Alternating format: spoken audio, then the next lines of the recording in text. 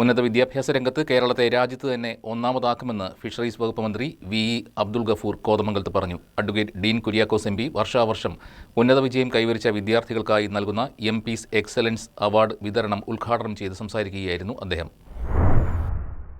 വിദ്യാഭ്യാസ മേഖലയിൽ കേരളം രാജ്യത്തേറെ മുന്നിലാണെന്നും ഉന്നത വിദ്യാഭ്യാസ രംഗത്തും കേരളത്തെ ഒന്നാമതെത്തിക്കാൻ UDF സർക്കാർ പ്രതിജ്ഞാബദ്ധമാണെന്നും സംസ്ഥാന ഫിഷറീസ് വകുപ്പ് മന്ത്രി വി അബ്ദുൾ ഗഫൂർ പറഞ്ഞു. Advocate Dean Kuriakose M P വർഷാവർഷം ഉന്നത വിജയം നേടിയ വിദ്യാർത്ഥികൾക്കായി ഏർപ്പെടുത്തിയ എംപീസ് എക്സലൻസ് അവാർഡ് വിതരണത്തിന്റെ ഉദ്ഘാടനം നിർവഹിച്ച് സംസാരിക്കുകയായിരുന്നു അദ്ദേഹം.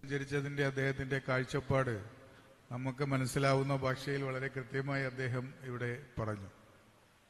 അതിനുശേഷം വലിയൊരു പ്രസംഗത്തിന് ഇവിടെ ഒരു പ്രസക്തിയൊന്നും ഇല്ല.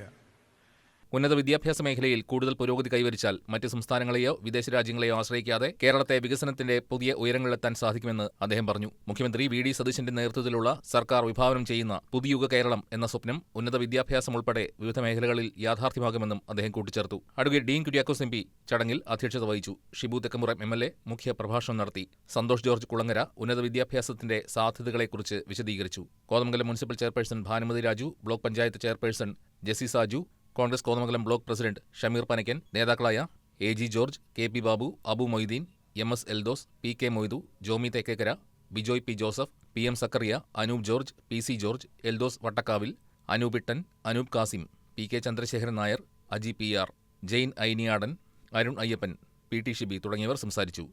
News desk KCB news.